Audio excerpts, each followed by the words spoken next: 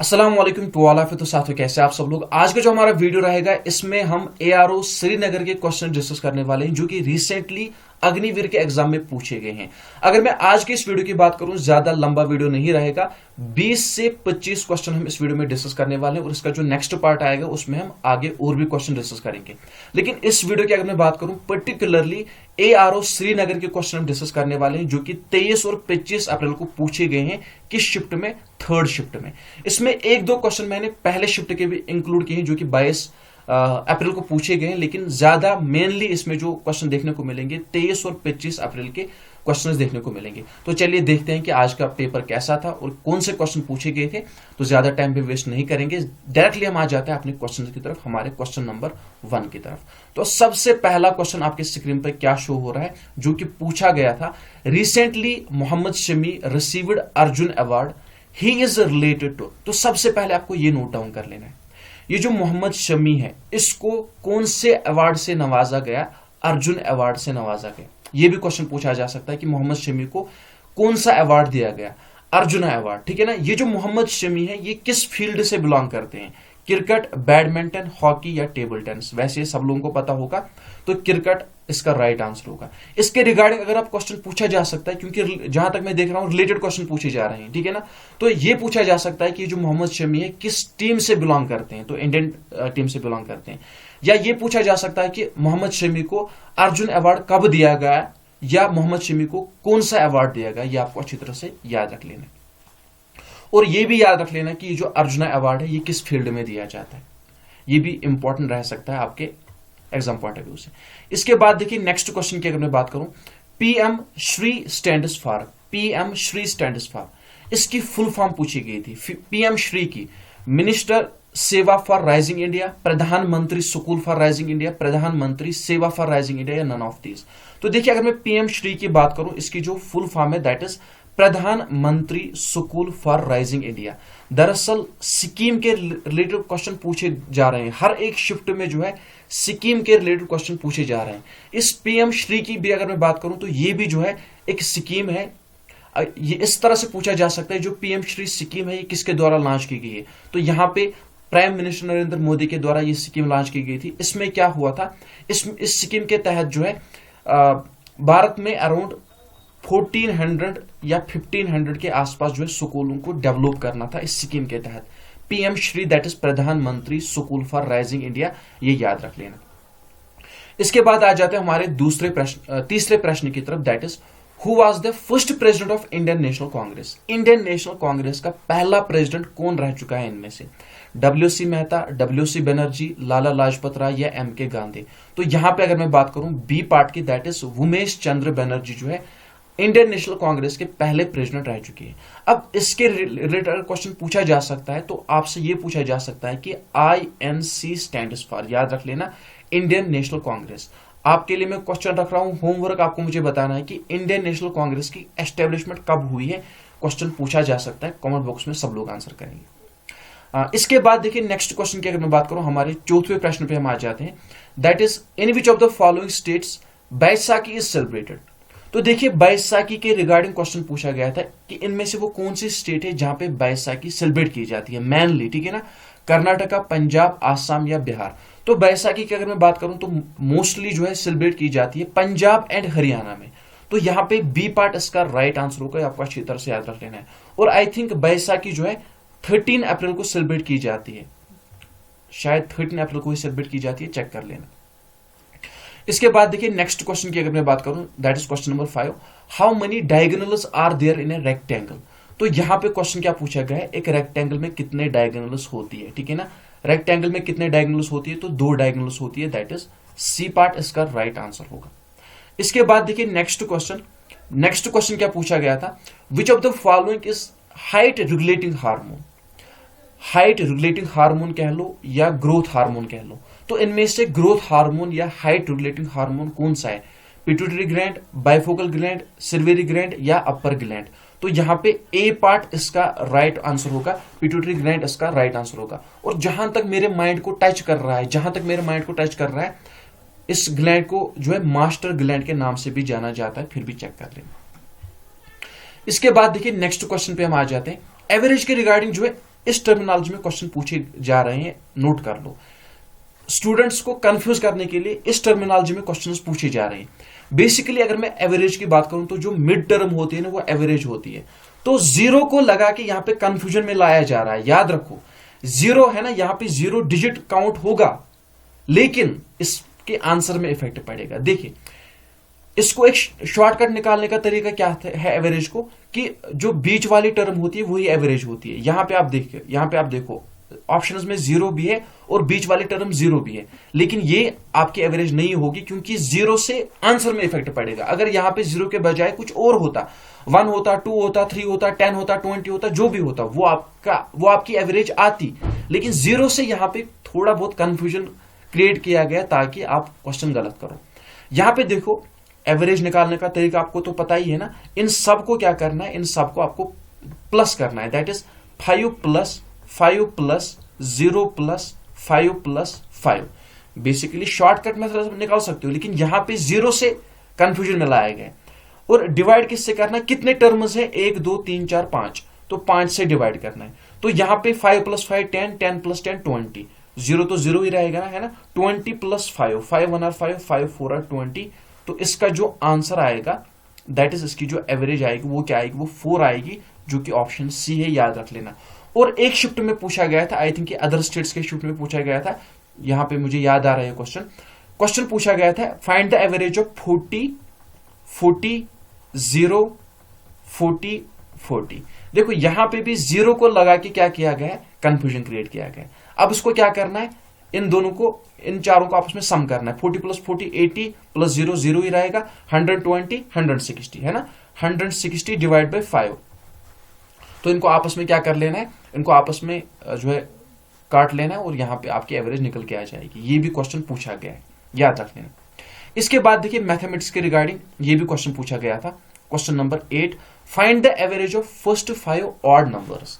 तो देखिए, मेरे जिस सब्सक्राइबर ने मुझे सेंड किया, तो उसने ये एक्सप्लेन भी किया था, लेकिन यहां पे आप गलती कर रहे हो। जो भी ये सॉल्व कर रहे हैं, गलती कर रहे हैं। क्या गलती कर रहे हैं, देखो यहां पे अगर मैं सिंपली कहूं आपसे कि इसकी एवरेज निकालो, find the average of first 5 odd numbers, आप किस तरह से निकालोगे, आप कहोगे पहले 5 ऑड नंबर, 1 है, 3 है, 5 है, 7 है, और क्या है, 9 है, यही कहोगे ना आप। यही है ना पहले 5 ऑड नंबर। उसके बाद क्या करोगे, इनको आपस में प्लस करोगे, यानी कि इनको आपस में क्या करोगे, प्लस करोगे, है ना। उसके बाद क्या करोगे, जितने ये टर्म्स है उनसे डिवाइड करोगे, यही करोगे ना। 9 plus 1 10, 13 18 20 25, 25 divide by 5, 5 1 are 5, 5 5 are 25। यहां पे फिर इतना समय गवा के आपका आंसर क्या आया, 5 आया। लेकिन अगर इस फर्स्ट 5 ऑड नंबर की जगह फर्स्ट 500 होता, तो उस वक्त क्या करते, ये याद रख लेना, माइंड में रखो, ये एवरेज की ट्रिक है। जब भी आपसे ऑड नंबर्स का याद रखो, सिर्फ और सिर्फ ये ट्रिक ऑड नंबर पे एप्लीकेबल होगी। जब भी आपसे एवरेज पूछी जाए ऑड नंबर की, first 5 odd number, first 10 odd number, first 100 odd number, first 200 odd number, first 5000 odd number, उस समय आपको कुछ नहीं करना है। जो आपसे पूछा जा रहा है वही आपका आंसर है। यानी कि यहां पे आपसे पूछा जा रहा है find the average of first 5 odd numbers, तो 5 ही आपका आंसर होगा, जो कि आपका निकल के आ गया। अगर आपसे मैं पूछूं कि find the average of first 100 odd numbers, तो 100 ही आपका आंसर आएगा, ये याद रख लेना। ये सिर्फ और सिर्फ इस वाले क्वेश्चन पे ये ट्रिक एप्लीकेबल होगी, जो कि इस तरह से होगा, find the average of first 100 odd numbers, first 5 odd numbers, इनको आपस में प्लस प्लस करने की कोई भी जरूरत नहीं है। जो आपसे पूछा जा रहा है वही आपका आंसर होगा। तो यहां पे पूछा जा रहा है find the average of first 5 odd numbers, तो 5 ही आपका आंसर होगा, ये आपको याद रख लेना है, ठीक है ना। इसके बाद आ जाते हैं नेक्स्ट क्वेश्चन पे, दैट्स क्वेश्चन नंबर 9 की अगर मैं बात करूं, 9वां प्रश्न यहां पे क्या कह रहा है, the average of 3 numbers are 20। यानी कि जो 3 नंबर है, कोई भी 3 नंबर हो सकते हैं, उनकी एवरेज क्या है, 20 है। लेकिन यहां पे 2 नंबर दिए गए हैं, 1 number is 18 and another number is 22। आपको थर्ड नंबर निकालना है। थर्ड नंबर क्या, देखो इसको निकालने के 2 मेथड है, एक डिटेल्ड मेथड, एक ट्रिक। पहले हम डिटेल मेथड देख लेते हैं। एवरेज क्वेश्चन क्या कह रहा है, क्वेश्चन कह रहा है 3 नंबर है, क्या कह रहा है क्वेश्चन, 3 नंबर है, उनकी एवरेज 20 दी गई है। पहला जो नंबर है वो 18 है, दूसरा जो नंबर है वो 22 है। आपको तीसरा नंबर फाइंड करना है। एवरेज आप किस तरह से निकालते हो, जितने भी नंबर है उनको सम करना, डिवाइड में उतने नंबर से डिवाइड करना है ना। तो यहां पे 2 नंबर दिए गए हैं, एक तो 18 प्लस दूसरा क्या दिया गया है 22। ये एक डिटेल मेथड है ना। तीसरा हमें नंबर पता नहीं है तो इसको हम एक्स काउंट कर लेते हैं, तो प्लस एक्स हम लिख लेते हैं। अब आप कहोगे आपने क्यों लिखा, क्योंकि एवरेज हम इसी तरह से निकालते हैं। एवरेज निकालने के लिए फार्मूला क्या है, जितने भी नंबर है उनका सम करो, डिवाइड जितने भी टर्म्स है उससे डिवाइड करो। तो जो नंबर से 18 प्लस 22 ये 2 नंबर हमें दिए गए ना, तीसरा नंबर हमें पता नहीं है, उसको हमने एक्स कंसिडर किया। उसके बाद डिवाइड हम करेंगे 3 नंबर है 3 से, ये किसके बराबर, वेट करो, 3 से हम डिवाइड करेंगे, ये किसके बराबर दिया गया है, 20 के बराबर दिया गया है। यहां पे हम क्या करेंगे, यहां पे हम 18 ये हो जाएगा 20, ये हो जाएगा 40 है ना। 40 प्लस एक्स डिवाइड बाई 3 किसके बराबर हो जाएगा, 20 के बराबर हो जाएगा। ये जो 3 है यहां पे चला जाएगा, ये बनेगा 40 एक्स किसके बराबर, 20 और 3 यहां पे चला जाएगा, 3 मल्टीपल में आ जाएगा। तो 20 इंटू 3 जब हम करेंगे तो वो 60 आ जाएगा। तो ये जो 60 है ये फिर इस तरह से बनेगा, एक्स 60 डिवाइड बाई 40, 0 से 0 कैंसिल हो जाएगा, 2 2 आर 4, 2 3 आर 6, 3/2 फर्दर भी काट कर सकते हो, ठीक है ना, फर्दर भी काट कर सकते हो। इस तरह से जो है 3/2 क्या आया, वैल्यू एक्स का है ना, एक्स का वैल्यू आया। अब यहां पे आपको क्या करना है, यहां पे आपको जो है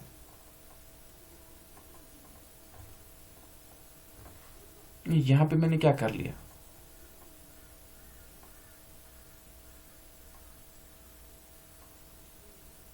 $22 नहीं है, सॉरी 20 है, 20 है। मैंने सोचा यहां पे क्या हो गया, देखो ये तो सारा का सारा क्वेश्चन ही गलत हो गया ना। यहां पे 20 है, तो देखो चलो ये अब आप खुद से कर लेना, इसमें समझ आ गया आपको, ये कोई बात नहीं, फिर इसमें आंसर निकल के आएगा। जहां पे मैंने 22 कंसिडर किया, आप 20 कंसिडर कर लेना, ठीक है ना। ये आप खुद से कर लोगे, आपको समझ में आ गया, कंसेप्ट की जरूरत है। अब देखो जो शॉर्टकट मेथड है, यहां पे कितने नंबर से एवरेज पूछा गया है, 3 नंबर का एवरेज पूछा गया है ना। तो क्या है, 20 है ना, 20 है ना 3 नंबर्स की एवरेज। तो जब 20 3 नंबर्स की एवरेज है, एवरेज का मतलब क्या हुआ, यानी कि जो 3 नंबर है उनमें से जो एक है वो 20 के बराबर है ना, एवरेज का यही मतलब हुआ। तो जब 3 की एवरेज, एक की एवरेज 20 है, तो 3 की क्या होगी, 3 इंटू 20 किसके बराबर आएगा, 60 के बराबर आएगा। अब जो 2 नंबर दिए गए हैं है ना, जो 2 नंबर दिए गए हैं वो कितने हैं, 18 एंड 22, 18 प्लस 22 ये किसके बराबर आएंगे, ये आएंगे 18 20 40 के बराबर है ना। जब 3 नंबर्स की एवरेज 60 है और वो जो 2 नंबर हमें दिए गए हैं उनका सम कितना है, 40 है, तो इस एवरेज में जब हम ये सम निकालेंगे तो जो हमारा डिजिट बच के आएगा वही हमारा तीसरा नंबर होगा। यानी कि 60 में से जब हम 40 माइनस करेंगे तो वहां पे 20 आएगा, और ये जो 20 है यही हमारा वो तीसरा नंबर होगा, जो कि हमारा ऑप्शन है, हाँ ऑप्शन ए है। तो ये आप अच्छी तरह से याद रख लेना। वहां पे मैंने जो है नंबर में थोड़ी बहुत गड़बड़ी की थी, तो वहां पे जब आप उसका आंसर निकालोगे तो आपका आंसर ये आएगा, फिर उसको पुट करोगे, दैट इज अच्छी तरह से हो जाएगा, ठीक है ना। उसमें मेरा आंसर डिवाइड में क्यों आया था, क्योंकि मैंने 40x उसमें लिखा था, मुझे उसमें 40x नहीं लिखना था। चलो मैं आपको वो भी समझा देता हूं, आपको कंफ्यूजन आ जाएगा। देखो देखो यहां पे वो क्या था, 3 नंबर है ना, एक नंबर क्या है 18 प्लस 22, तीसरा नंबर हमने कंसिडर किया x, डिवाइड 3 किसके बराबर आएगा, 20 के बराबर आएगा। ये 3 यहां पे चला जाएगा, ये क्या बनेगा 18 प्लस 22 प्लस x किसके बराबर बनेगा, ये 3 मल्टीपल में चला जाएगा, 60 के बराबर बनेगा। 18 प्लस 22 यहां पे 40 प्लस x किसके बराबर आएगा, 60 के बराबर आएगा। x किसके बराबर आएगा, 60, ये जो 40 यहां पे चला जाएगा माइनस में है ना, तो x हमारा 20 निकल के आएगा, दैट इज यही हमारा आंसर होगा। मैंने उसमें 40 इंटू एक्स यानी कि 40x के साथ इंक्लूड किया था, उस तरह से नहीं है। इस तरह से इसका आंसर निकल के आएगा, ठीक है ना, क्लियर हो गया ना, दैट इज इट। उसके बाद चलिए यहां पे हम आ जाते हैं नेक्स्ट क्वेश्चन पे। Find the HCF of 2 and 3। 2 and 3 का HCF आपसे पूछा गया था। तो यहां पे अगर हम इनको काटने की कोशिश करेंगे नहीं कटेगा, तो इनका जो HCF होगा वो 1 होगा, है ना, दैट इज बी पार्ट इसका राइट आंसर होगा। आई होप ये बेसिक सा कंसेप्ट है, ये ज्यादा डीप में बताने की जरूरत नहीं, आपको पता होगा, ये बेसिक सा कंसेप्ट है। इसके बाद देखिए ये क्वेश्चन भी पूछा गया था, लेकिन ये मुझे ज्यादातर समझ में नहीं आया। जितने भी ARO श्रीनगर से हैं जो मुझे देख रहे हैं, तो ये क्वेश्चन आप अच्छी तरह से क्लियर कर देना। राजस्थान के रिगार्डिंग कुछ 2 क्वेश्चन पूछे गए थे। एक ये क्वेश्चन पूछा गया था कि राजस्थान में सबसे ज्यादा वोट किसको मिले। आई थिंक पार्टी मेंशन थी, किस पार्टी को मिला या कुछ मिला वो मुझे समझ में नहीं आया, इसलिए मैंने वो इंक्लूड नहीं किया, वो आप क्लियर कर देना। दूसरा क्वेश्चन शायद पूछा गया था कि 2023 में राजस्थान का प्रेसिडेंट कौन था। ये मुझे ज्यादा समझ में नहीं आया उसने क्या कहा, दैट्स वाई मैंने यहाँ पे इंक्लूड नहीं की। लेकिन मैं बता रहा हूं आपको कि क्वेश्चन पूछा गया था कि राजस्थान में 2023 में प्रेसिडेंट कौन था और गवर्नर ऑफ बंगाल ड्यूरिंग 1775। तो आपसे पूछा गया है इस टाइम पीरियड में गवर्नर ऑफ बंगाल कौन थे, Robert Clive, Warren Hasting, Lord William Bentinck या नन ऑफ दीज। तो अगर मैं यहां पे बात करूं ए पार्ट की, तो रॉबर्ट, यहां पे रॉबर्ट होगा, ठीक है ना, रॉबर्ट क्लाइव हमारा राइट आंसर होगा, ये आपको अच्छी तरह से याद रखना है। अब इसके रिलेटेड क्वेश्चन पूछा जाएगा, क्या पूछा जाएगा इंपॉर्टेंट है, नोट कर लो और यहां पे अपना कंसंट्रेशन रखो। देखो अगर मैं वाइस राय की बात करूं, गवर्नर जनरल ऑफ बंगाल की बात करूं, फर्स्ट लास्ट, ये आपको याद रख लेना है। सबसे पहले कौन आया था, पहले आए थे गवर्नर ऑफ बंगाल, उसके बाद फिर वो एक्ट वगैरह आए, ठीक है ना, चेंज हुए। तो इसके बाद क्या आए, गवर्नर जनरल ऑफ बंगाल। उसके बाद क्या आए, गवर्नर जनरल ऑफ इंडिया। उसके बाद वाइस रॉय ऑफ इंडिया। उसके बाद governor general of free India. यही चेंज आई ना, यानी कि पहला governor general of Bengal, last governor general of Bengal, ये आपको याद रख लेना है, नोट डाउन कर लो, इंपॉर्टेंट है।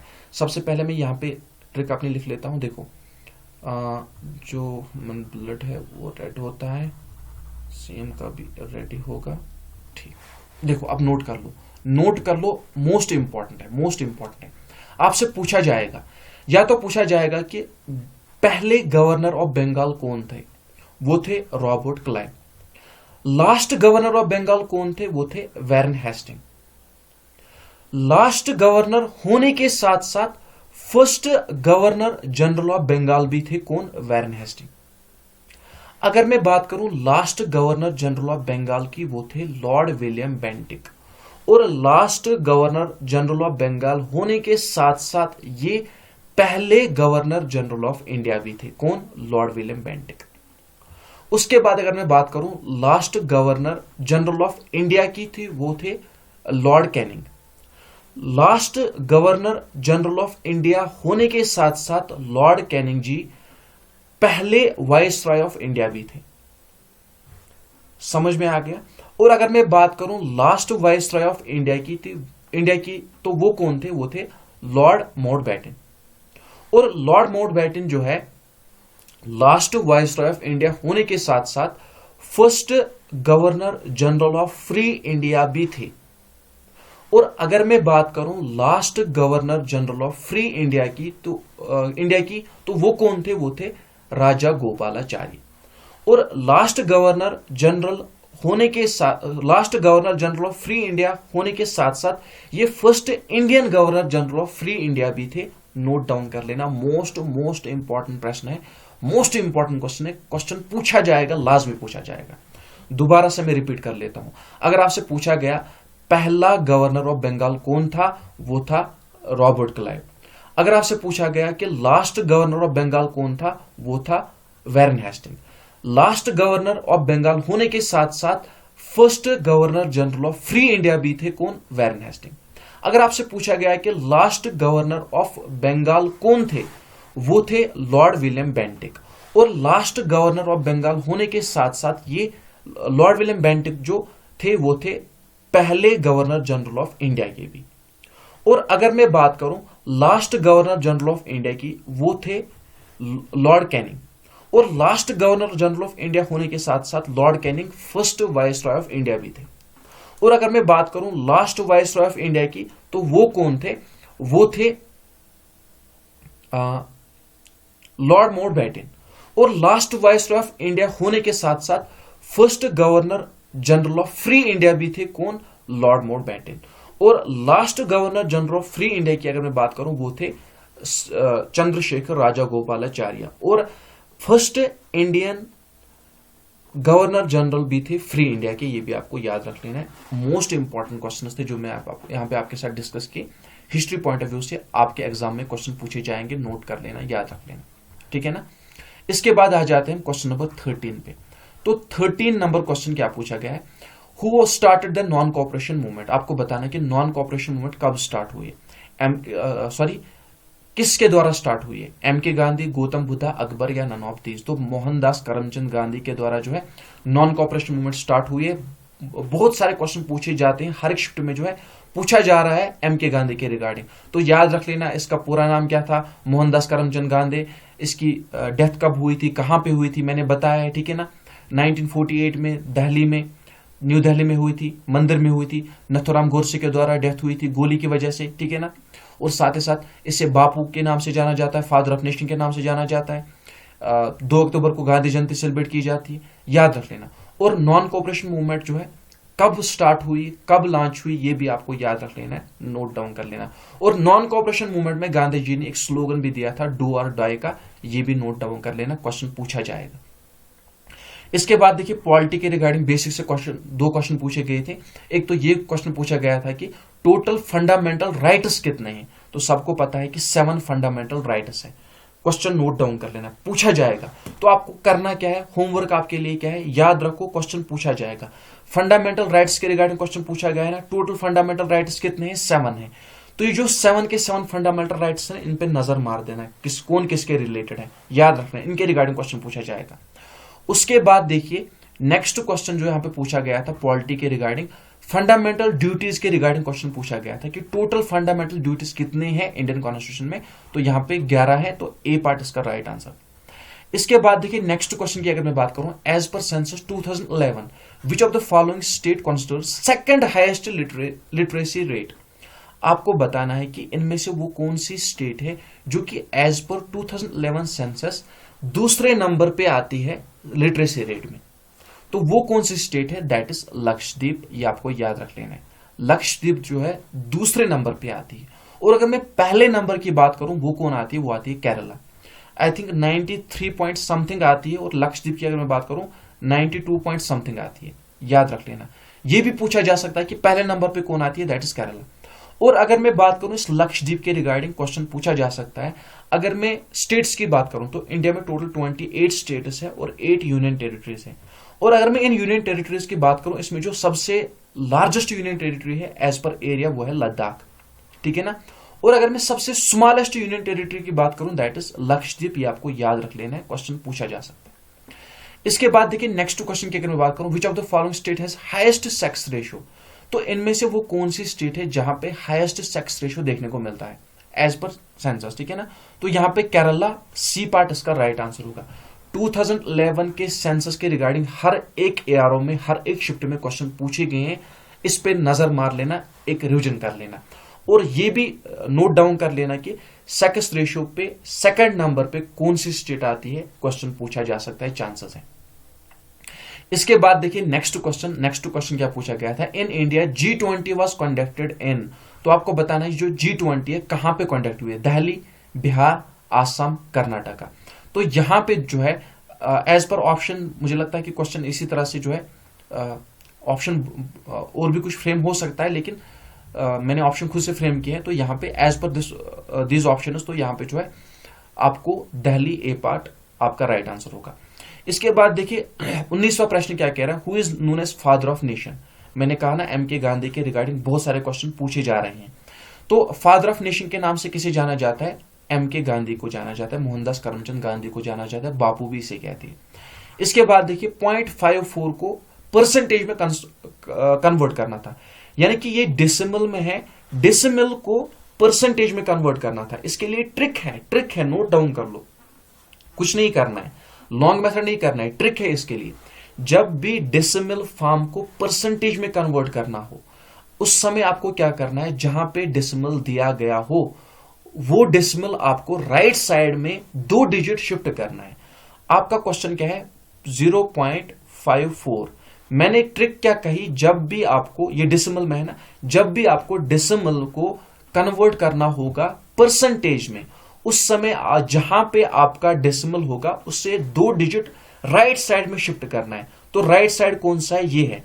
2 डिजिट शिफ्ट करूंगा, 1 2, तो यहां पे पॉइंट आएगा, यानी कि 054 पॉइंट। इसका मतलब क्या है, 54% आपका आंसर आएगा। दैट इज ए पार्ट आपका आंसर आएगा। अब अगर आपसे क्वेश्चन पूछा गया है कि 54% को कन्वर्ट करना है डेसिमल में, तो उस समय आप क्या करोगे, जो भी आपको डिजिट दिया गया है, 54 दिया गया है ना, इसके लेफ्ट साइड में आप जो है 2 डिजिट शिफ्ट करोगे। यानी कि यहां पे अगर पॉइंट है, अगर किसी डिजिट में पॉइंट नहीं होता है ना, उसके एंड में आपको कंसिडर करना है, तो 2 डिजिट लेफ्ट की तरफ 1 2, तो यहां पे आएगा। दैट इज 0.54 या 0.54 आप कह सकते हो। ये परसेंटेज का डेसिमल में आएगा। नोट डाउन कर लिया ना। अब अगर आपसे क्वेश्चन पूछा जा सकता है कि आप जो है 0.34 ये डेसिमल में है, इसको परसेंटेज में कन्वर्ट करो, तो 2 डिजिट आपको शिफ्ट होना है कहां पे, राइट साइड में। तो 1 2, तो ये बनेगा 034, दैट इज 34 इसका आंसर होगा। इसी तरह से, ठीक है ना। परसेंटेज को कन्वर्ट करना होगा डेसिमल में, तो लेफ्ट साइड में 2 डिजिट शिफ्ट होना है पॉइंट को।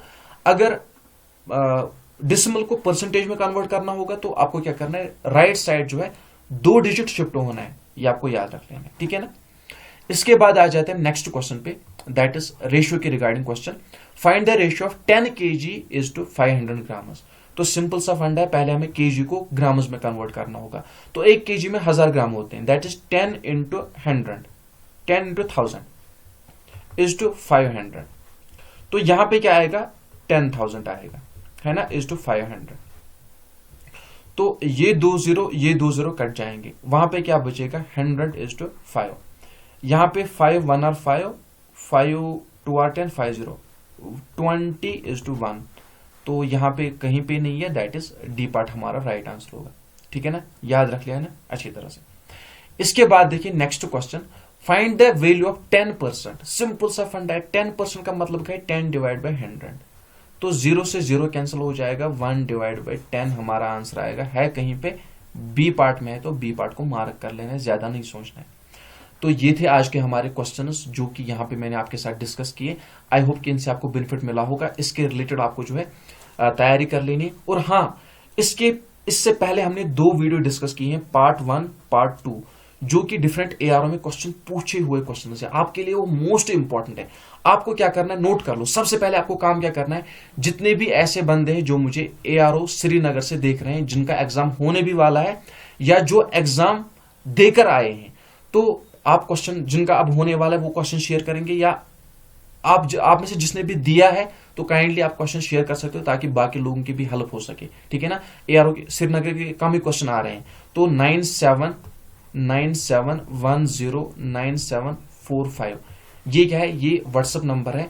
इस पे आपको क्या कर लेना है, क्वेश्चन आप शेयर कर सकते हो, ठीक है ना, जो कि एआरओ श्रीनगर से हैं, जिन लोगों ने एग्जाम दिया है, और जो आगे देने वाले हैं वो भी इसी नंबर पे जो है व्हाट्सएप करके क्वेश्चन शेयर करेंगे। और आपको मैं बताता चलूं कि आप में से जितने भी कैंडिडेट जिनका अब एग्जाम होने वाला है, इसी वीडियो के कमेंट बॉक्स में आप सब लोगों को सबसे पहले क्या करना है, इस वीडियो के कमेंट बॉक्स में आपको मेरे व्हाट्सएप ग्रुप की, ऑफिशियल ग्रुप है हमारा, उसकी लिंक मिल जाएगी, हमारे एप्लीकेशन की लिंक मिल जाएगी, उसको जो है ज्वाइन कर लेना, इंस्टॉल कर लेना। साथ ही साथ वहां पे जो हमारा पार्ट 1 है और पार्ट 2 है, जिनमें हमने कम से कम 100 क्वेश्चन डिस्कस किए, जो कि रिसेंटली डिफरेंट एआरओ में पूछे गए हैं, जिनका एग्जाम होने वाला है, वो 2 पार्ट जरूर देख लेना। वहां से आप रिवीजन कर लेना, देख लेना कि किस टाइप के क्वेश्चन पूछे जाते हैं। जल्दी से जाइए, वीडियो के कमेंट बॉक्स में आपको उसकी लिंक मिल जाएगी, वो पार्ट भी जरूर देख लेना। मिलते हैं नेक्स्ट वीडियो में, तब तक के लिए अपना ख्याल रखना, दुआ में याद रखना। अल्लाह हाफिज, अस्सलाम वालेकुम वरहमतुल्लाहि वबरकातुहू।